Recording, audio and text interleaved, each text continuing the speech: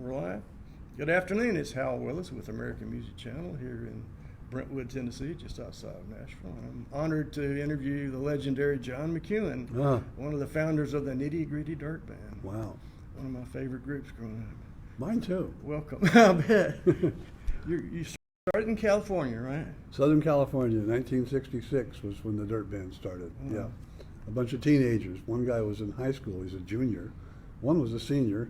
I was the old guy. I was the one with the knowledge. I was 20. Oh, wow. I was in middle school back then. That's a shame. We're still doing it. How'd you get started playing music, or did you just always play music? My brother played the guitar, and I kind of got attracted to it when I was 17, and I learned Freight Train and a little Jimmy Reed lick and different things, but there wasn't anything I knew that he didn't know because he showed me.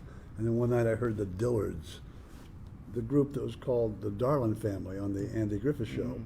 And they were just great. I heard them in Orange County. I was 17 and a half, and I went, that's what I'm going to do.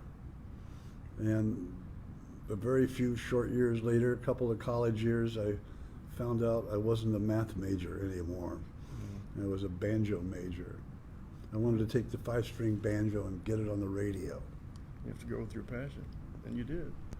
Well, it wasn't instant, that's for sure, but it worked out.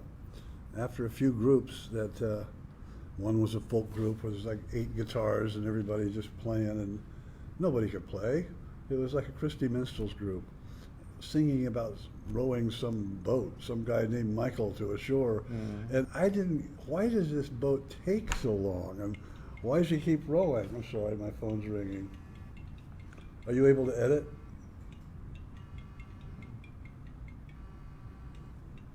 Hello, this is John. Oh, okay, I'm in the middle of an interview. I'll have to call you back. I might be able to see you tomorrow. No problem. Thank you, Chris. I can use this number. Okay, good. Bye-bye. That was an interview that had to get, let me turn this thing off. That doesn't happen again. Okay. So I was in a folk group that was, everybody was playing guitars. I remember this very clearly. It seems like I heard it recently. And they were singing songs about rowing a boat to a shore and some guy named Michael, and I didn't know why we were going there anyway. Or I don't want to work on Maggie's farm anymore. And well, then don't. You know, why are you singing and then bluegrass came along, and thanks to the Dillards, and that changed my life. Well, you guys really created a new style. I mean, in that day, I remember when the Beatles came along, and that was different. And then all at once there was something that was even more different. Well, we couldn't get a record deal. The first many tries, my brother, who was managing us, took us to every label in L.A. and got turned down by all of them, more than once. But then the new vaudeville band put out Winchester Cathedral, and we were playing a bunch of jug band and good time music, and a guy at Liberty said, well, maybe some of that music will work, and that Buy For Me the Rain song sounds good, that should be a hit, and he was right. And Buy For Me the Rain was a song written by friends that kind of sounded like folk rock, and so I got my banjo on the radio, and the first record out. And the band came together when? Well, the Dirt Band had come together. We'd been together 7 months, and we got the record deal, and we put out the first album, February 7th, Buy For Me the Rain came out, and it got us on the radio. And this is when the people that were playing were, you know, you had the Doors and the Byrds, the Jefferson Airplane, the Buffalo Springfield, the Association, and this Nitty Gritty Dirt Band thing. And in fact, all those groups I just mentioned, in I believe it was May or June of '67, we did a show on the football field of Birmingham High School, all those groups, and they charged $6 to get in. And it was the beginning of that mass appeal of rock concerts. Nobody was out there doing that yet, and it just exploded.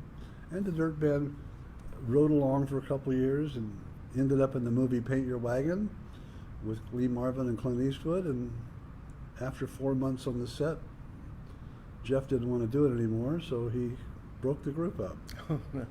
4 months on the movie set.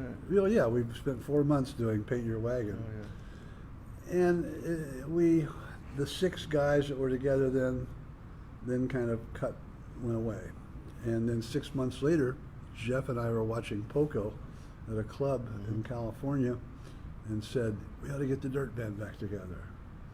So we did, and made the 5th album, Uncle Charlie and his dog Teddy, that had our first real radio assault on it. And all those groups are from California, basically, weren't they? You know, Southern California Poco, never has Pure gotten the Prairie. credit that Greenwich Village would get, because all those groups, they were playing everywhere, and the scene was so cool. That concert with all those people, Springfield, Airplane, blah blah blah. Right after we played, I ran off to the Ash Grove in Hollywood because Bill Monroe was playing there. Yeah. And a week later at the Troubadour was the Stoneman Family, and then the Smothers Brothers, and then the Kingston Trio, and then all kinds of different music, you know. We even did shows with with Alice Cooper, and we did a bunch of shows with Bobby Sherman. That was a trip. He was a great teeny bopper entertainer. He really knew how to make those girls scream. It's a concept I learned in Europe. They said this is not country music, it's American music. Well, that's what the Dirt Band kind of became, a good representation of an overall pastiche of American music. And when the Circle Being Broken album had been out a few years, along comes this identification called Americana. And many people say it started with that album.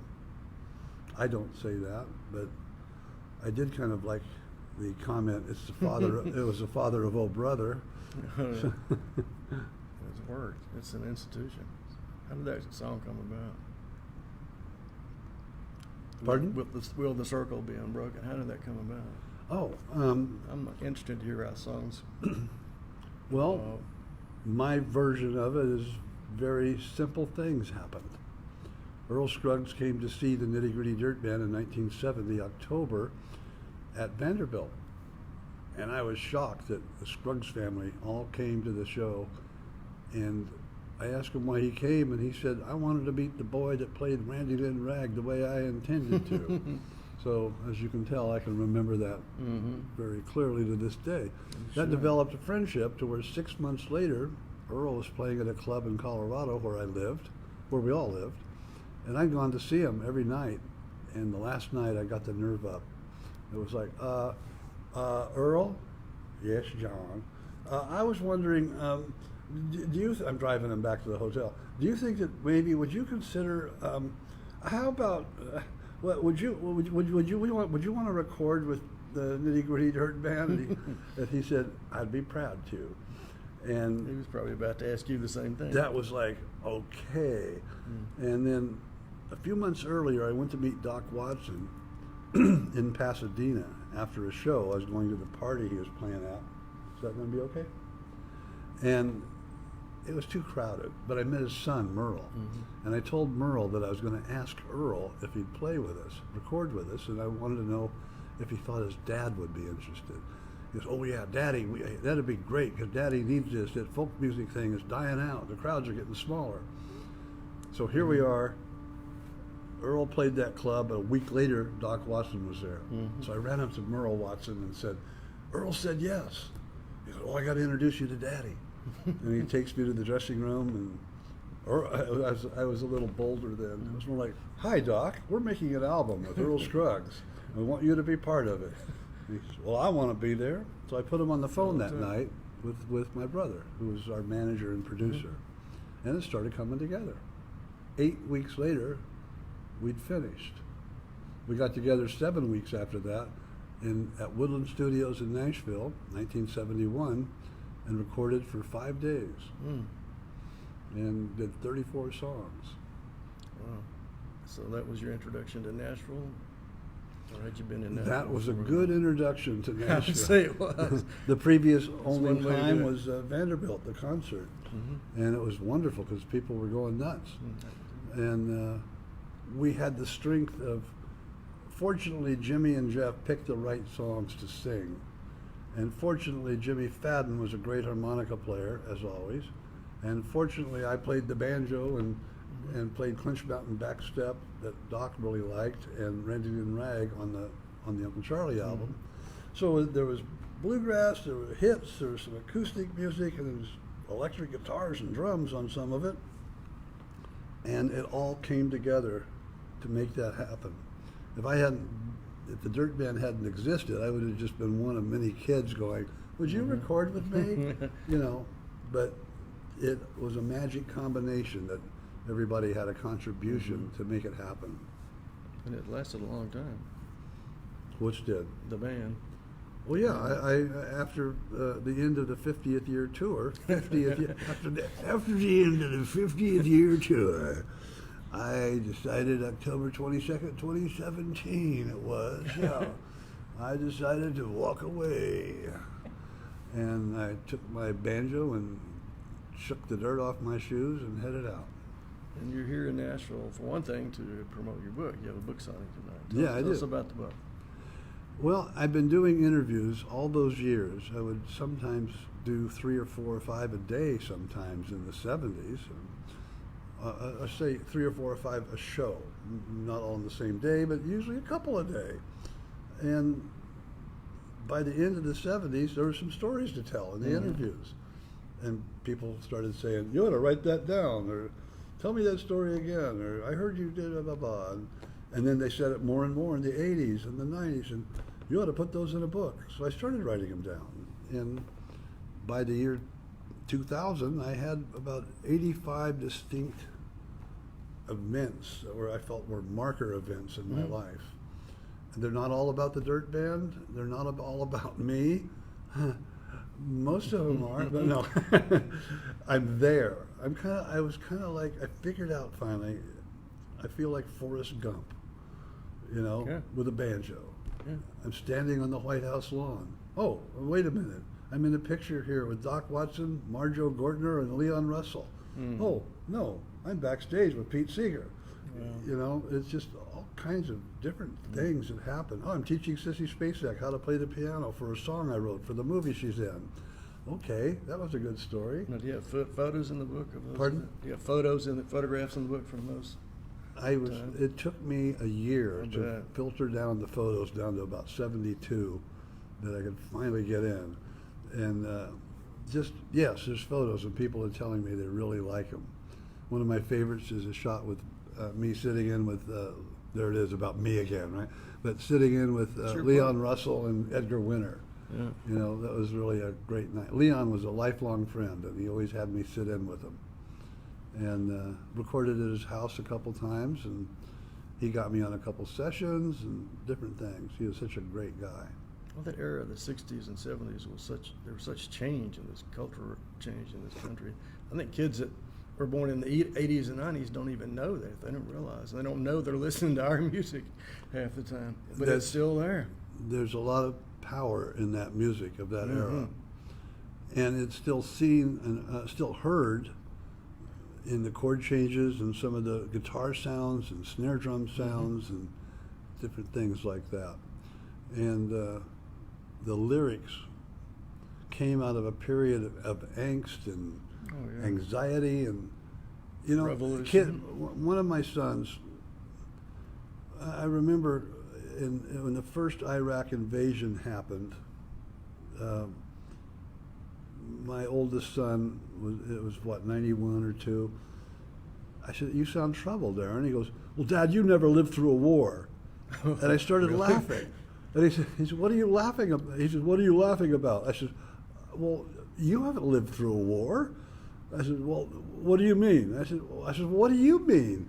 I mean, he thought Iraq was going to be invading Utah, you know. And Aaron, they don't have anything. Besides, it's not a war. Do you know what Vietnam was or World War II? Do you know what Normandy was? Well, I then realized that history was not being taught in the schools. No. And it was purposeful. If you don't teach kids history, they will be coerced to go out and repeat it and end up on another Vietnam Wall. Yeah, they'll accept what's there without question. And he had, you know, I said, Aaron, from the time I was in first grade, every week I had to get under my desk and cover my neck because there was going to be a big ball of fire outside. It took me till 7th grade to figure out I'm not going to get under a pile of kindling and wait for the fireball. And it's just what they do, you know, that teaching a world of fear. And sure, there's some bad things going on out there, but when haven't there been? I mean, off with his head was said by many kings to many people, you know, various crusades and things in history. You just got to read history and keep track of what, you know. I think we learned how to question things. They didn't learn that. They just revolt, resist, seems to me. And the great thing about the Circle Be Unbroken album, at a time when the country was in a lot of turmoil, I mean, Robert Kennedy had recently been assassinated, churches were burning, there were marches in the street, the Vietnam War was raging, the president was lying. Well, some things never changed. But I agree with Mark Twain. Politicians and diapers, you change them often for the same reason. And he said that in 1858. I've never heard that. But so those things were going on, yet the hippies and Roy Acuff and all these people got in the studio because of music. And there was no political agenda in the Circle sessions. Maybelle Carter, sweetest lady you could meet. Jeez. How much of that angst of those times is reflected in your book? I cover that from my perspective about talking about the audiences or some of the shows that happened, and I talk about taking my kids to when they were 8, 10, 12, 14, 16, I took 4 of my boys to the Vietnam Wall. It was at 1:30 in the morning. Did they know what it was? No, they didn't know what it was, but I said, okay, we can park right next to the Lincoln Memorial. It was a different time. I said, you need to go to the wall, look at it, but on your way there, talk to every vet in those tents. See those tents over there? Just go talk to them. I'll see you in a half hour. And I met them at the wall. It was about 2:15 a.m. And I'm pointing at it, and I said, you know, you guys got to keep track of what's going on in the world, because I could have been up here. And one of my boys said, Dad, look at your finger, where the name, and it was on the name McEuen, M-C-E-U-E-N. And I went, I said, give me a minute, guys, and I went to the book and looked up his name, and I knew the guy. I didn't know him, but he went to the same high school. He was 2 years ahead of me, and I used to get his mail. And one day, when I was 17, I got my draft notice. I haven't even done the physical. How could I have a draft? Oh, it's to that other guy. He lived 2 blocks away. I took it to his house. I handed it to his mother. I said, this is for your son.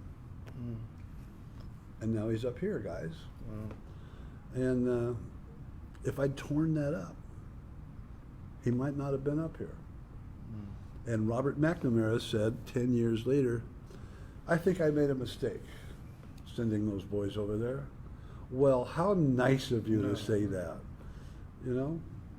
So that angst is in everybody. And the Vietnam veteran has never been welcomed home properly, and that doesn't mean celebrate what they did or why they did it. It's just, I ran into Joan Baez one time in the mid-'70s. Joni, where are you going? Oh, I'm going to go play a Vietnam Veterans benefit. Well, I thought you were against those people. She goes, well, I was against what they were doing, but they're home now, and they're Americans. They're our people, and they're being ignored by the people that hired them. So I'm going to go raise some money for them. They're our people. And it was like, oh my, yeah, that's right. They are. Where do you get the book? Yeah, the title of the book is what okay, go ahead, sorry. The Life I Picked, is that right? Yeah, it's over a 12-year period. I finally got this book together from all these stories, and I spent a year trying to find a title. I mean, I have pages of title ideas, I like that one. and they all suck. And so one night, I got a deadline. I got to have it by 2 days from now. because it was time. And I said, honey, I'll be up in a while. You know, it's like midnight or something. And I just say, come on. Okay, I've chosen to do this book. I've picked these stories, and I'm talking about this life that I picked. What? There you go. I'm talking about this life that I've picked. This life I picked. That's it, you know, and I sent it to Steve Martin because he's really good with titles. And Oh, he's a good friend of yours, too. yeah, he's been a lifelong friend and always has good, quick advice. Mm-hmm. He goes, that's it. Because he sent me a few title ideas. And he's a banjo And I player. didn't like his ideas for the titles. Mm-hmm. They were good. But, yeah, Steve and I started playing banjo at the same time because we fell in love with the instrument the same night. And he's always said I taught him how to play. But I pointed him a few right directions. Now, were you writing a lot of the songs for the band along the way, or was it a group effort writing your songs? I tried to make it a team effort and a group effort, but over the years, I could never, I'll say this again, I could never get any of the other guys to play a piece of my music, or get them to co-write with me, or get them to listen to arrangement ideas if we were in the middle of recording. Over the years, if I came in first with Jimmy Ibbotson and said, yeah, let me do this and we'll do that, I could affect the arrangement and what I played and choose to play the banjo on this or choose to play the mandolin. But it was never it was a strange team. And it was supposed to be an anarchy, but it wasn't. It was, you can't tell the lead singer what he's going to sing. So my suggestions to Jeff Hanna for songs, like I had a recording of Kenny Loggins doing 6 songs that I recorded in my Laurel Canyon apartment when he was 19 and nobody had ever heard of him. Well, we did 4 of the ones that I'd recorded. But I told Jeff, I said, you got to try Danny's song. Oh, no, I don't want to do that. Jeff, just try it. Let's just play a little of it. Sing over. No, it's too much of a hippie song. It's not a hit. Well, I'm glad he did the ones that were the hits occasionally, but I had ideas that would have contributed to that too. So if Danny's song had been on the Uncle Charlie album and Jeff was singing it with Ibby, that would have been a smash. And we would have been a year ahead of anybody else doing it. But that's just an indication of one of many instances. Jimmy Ibbotson, on the other hand, when we got together to make our 5th album and incorporated him into the group, he was a ball of fire, and he had great lyrics and a great energy and abilities. The guy could sing anything. And he and Jeff together sounded like a couple hippie Everly brothers. I remember those days. I still remember that song, "The House at Pooh Corner." Yeah, that's the one of Kenny Loggins. Yeah. That was going to come out as a single, and the record company got a word from Disney saying, we have the rights to House at Pooh Corner and the whole Pooh thing, and you can't do that. And we told Kenny, and he was, oh man, my first single ever with anyone, and now it won't come out. He says, maybe I should talk to my girlfriend. Oh, yeah, that'll do some good. Well, we didn't know that his girlfriend, her father ran Disney at the time. and the record company got a call the next day, you can put it out. So, that was you don't know those stories unless you talk to them. That was a good thing to have happen. Yeah. It became a top 20 hit. Yeah, I remember. But it didn't, a lot of your songs didn't reflect the angst in the country those days, the anger like some other groups did.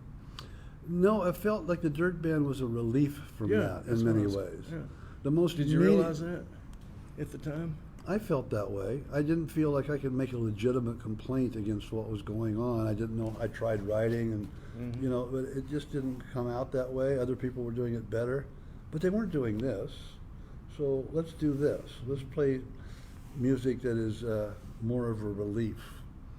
You know, like there's political comedy and there's comedy. You know, there's yeah, we played song. There's only one song the Dirt Band did that I felt made a social statement, and a real good one. And that didn't come along till the 80s, and Jimmy Fadden wrote it, the song Working Man, about just give me a job, you know, I want to work. And it was a very excellent, well-written song. I remember some of the. It was a #1 song for the Dirt Band, too. Wow. How many #1s did y'all have? I don't know, because, you know, things are, it was #1 on Billboard, but not in Cashbox. It was #1 in Cashbox, but not in Billboard. That was #1 in 80% of the country, but, you know, I think there was 4 or 5, but a lot of top 10s. How many albums? There was about 21 country hits, Wow. qualified country hits, 34 albums, and an eclectic thing. Circle albums in its own space. The Stars and Stripes album, a live album that came out a few years later, made it to the pop charts, to like top 20, top number 25 or something, without a hit record on it, without a hit song. The triple album that had a whole bunch of stuff made its own mark, the Dirt, Silver, and Gold. Then the album called Symphonium Dream that had, Linda Ronstadt sang on it, and Ibby had Rippling Waters, his song on there. That became a Dirt Man staple. And then along came the 80s, when we went towards country music more earnestly, and a bunch of other country songs ended up on the charts, which was very wonderful. It's good for country music. And what you're doing now, you have a show with a different band or on your own? How's that working? Well, after the end of the 50th year tour, I had to go. I had to let me go, because I'd had too many demands for what I do on my own, too many offers, too much. It's not just there's a lot of things, Hal, that when you do your next interview, it's not going to be the same questions, is it, with whoever you do it with? Well, the Dirt Band had done the same set for over 10 years. The same. The only time we played music was on stage during the show or the 20-minute sound check. And I'm playing with anybody. I was playing with a kid out in the lobby last night. You know, this music thing, if you have it, you have to use it and spread it, and you have to explore it and see where it can take you, not just go where it has already taken you. And I had show ideas. I wanted to use video on stage, which I do now a lot. I wanted to do more songs from the Circle album, which I do now a lot, instead of just one. I wanted to do my own music, which I never could do in Nitty Gritty Dirt Band. One song, one banjo tune, the first song we learned together, Dismal Swamp, that I wrote with my brother. Well, we did that a lot because it went over so well, you had to do it. And so I'm glad of that. But I said to Jeff one night, I said, you know, Jeff, I think it's a little bit strange that you've never supported any of my music other than Dismal Swamp 50 years ago. And he goes, well, that's not right. And I said, yeah, I know it's not right. He goes, no, that's not what I mean. I mean, what about You're Done? And I would go along with whatever they were doing and try to make it as good as I can or contribute. Hey, I'll play open tuning D guitar on this. Let me play the banjo on it. And I was really glad to have that forum, this group that was allowing me to get some of my stuff out there. But that door itself started closing up because of other people's opinions. And the manager was somebody that had zero respect for me. At least he let me know. Maybe he told other people he did, but when somebody writes you an email that says, I'll commit you to any institution you want, go back to the 60s and start over, you know, and you're a nutcase. That's my manager is saying that? That wasn't your brother, a different manager. It was the guy that's been managing the band for the last 5 or 6 years, who put on the website, plans for the 50th year are extensive, over and over for 6 months before the 50th year. Plans are said to be extensive. Plans are blah, blah, blah.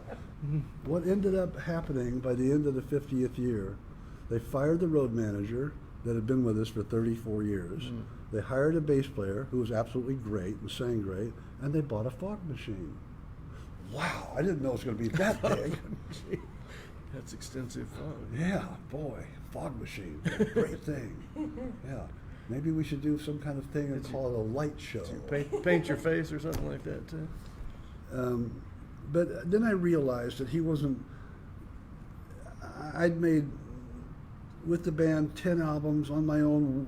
One, I whatever. We'd been around the world, played Russia, and then he was born. So Yeah. he had no concept of what that excitement of the 70s was like, only what he read somewhere. And he worked hard with a very difficult group of people, but he didn't need to talk to me like that. And I quit talking. I made other plans. You know, and it's like, yeah, I'm not mad. Gotta get the book. We out of time? No, she wants to talk about the book. How did you, where do people get your book if they want to read it?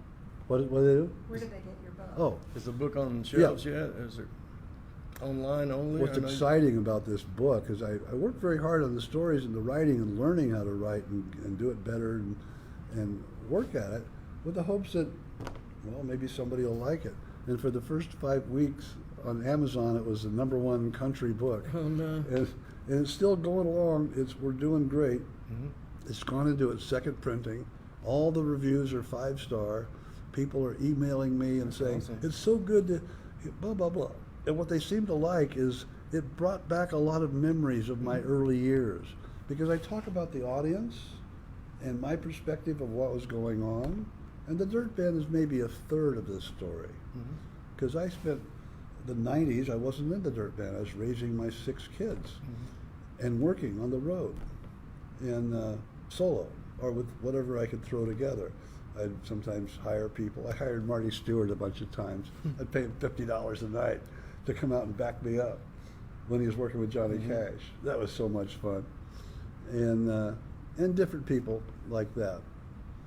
I never wanted to be in another group besides Nitty Gritty Dirt Band, because I like what this combination did. It's an eclectic combination. Oh, really? Nothing like it. But the combination in this last 10 years quit doing things other than being a great replication of what it had done. It's very hard to follow Nitty Gritty Dirt Band. There's a lot of songs in that songbook. But if you're going out and playing your own shows to people, the audience needs to be taken somewhere different. It needs to move. It needs to, you know, so I'm trying to take them somewhere. And it's really been fun. And the book is available on Amazon and in Barnes and Nobles, and I have some in the car. And like You're at that. Barnes and Noble in Brentwood, 6 o'clock tonight, right? Is that? In Cool Springs. Yeah, cool. What, is this live? Yeah. Yes. We're live? Yeah. Oh my gosh. I didn't tell you that. No. I thought you were going to It's incredible. tape and edit or So something. we'll do that too, but the first cut goes out live. So, yeah, you mentioned Russia. Y'all were the first American group to go behind the Iron Curtain. Was It was 1977, 77, the month of May, and we did 28 sold-out shows. And now there's an example of something. I think that was a very important thing in the band's career, to be honored with being that group. Somebody had to be it, and it became us. But it never gets talked about, you know, and it should. It should get talked about that the group went over so well, they didn't let another American group in for 8 years, because it was too much pandemonium. There was too much, and it wasn't Nitty Gritty Dirt Band as much as American music in general. And freedom of playing, running around on stage, yelling at the audience. Because in Russia, you weren't allowed to make an audience get excited. Audiences couldn't stand up in a concert. You couldn't go up to the front of the stage. One of my favorite things that happened in Russia was Irina, one of the tour management people. She was a Communist Party member. There's only a few of those working with us. Our main tour manager was not a party member, but she was in charge, but these others were there. And Irina said, Well, John, when we get to Leningrad, the audience will be much more respectful. They won't be like those Armenians and the Latvians. You will get encore, most likely. Out of respect, you'll get encore, but it won't be like these crazy people. The Russians are much more respectful, and you will see in Leningrad. So in Leningrad, after the first show, Lorraine is standing in the wings. We just finished our third encore. Girls have run up and hugged Jeff, and somebody came up and some soldier came up and gave John Cable a kiss, and other people are dancing next to him. The front of the stage is packed with people doing this, and Lorraine is in the wings going, "I never thought in Leningrad." That's right, lady. She's never heard that kind of music Yeah. before. And we did our fourth encore and left. Wow. And that was 10 years before the wall came down? Late 80s? Yeah, way before. This was total mind control time of the Soviets and the Russians, and very austere country. I was in Berlin in, I think, 92, and that was several years after the wall came down. It was still a little bit It was shell-shocked. still a little bit weird, yeah. Yeah. It was like the Old West. I mean, I got in one of the lines. I'd heard about lines that people line up in the store, in front of a store, because it's got something that has just arrived. And I got in this line. There's about 80 people in it, and I had the interpreter ask people what they were lining up for. And we don't know what we line up for, but there's line. We must get in line because something is available. And some guy in front finally said, "It's shoes." And then the guy next to me said, "Why do we line up for shoes? They're never any good. They last maybe 3-4 weeks. But I wait in line for shoes." You know. Yeah, and after the wall came down, they were in line to start stores Yeah. to sell shoes to get a license. And it was just it was like a whole other country over there. And a wonderful thing. Wow. And that's a whole chapter in the book, as is the story of the Circle album is a whole chapter. I call the chapter about Russia, Follow the Red Brick Road. And it was really a fun one to me to write. And it helps keep those memories alive. And I hope it gives people a good perspective of what that time was like. I do too. I mean, so many people don't even know it was, like you say, weren't even born when so much happened. Well, you have a show in Franklin this weekend. On Saturday, I'll be bringing John Cable, who was in the Russian trip, Les Thompson, an original founding member of the Dirt Band, and Matt Kartsonis, who's a great singer, to come do our show that we do, which involves early Dirt Band music and some things you're familiar with. Hopefully a couple songs that you go, "Oh, I haven't heard that in years," and then some new songs that you haven't heard that will go over as well as the ones you have. And have you played the Franklin Theater before? I played there once with the Dirt Band, yes. That's cool. Where would people buy tickets to that show? Online? Yeah, franklintheater.com. Okay, cool. And there's only 40 left, I think, so hurry. And I'm hoping to sell it out because it's going to be a killer show. I'm sure. These guys we really love playing. Well, we've kept you long enough. Let's wrap it up here. Ladies and gentlemen, John McEuen, one of my heroes and idols from the thank you, Nitty Gritty Hal. Dirt Band, and now a good friend. Thanks. Yes, sir. Okay.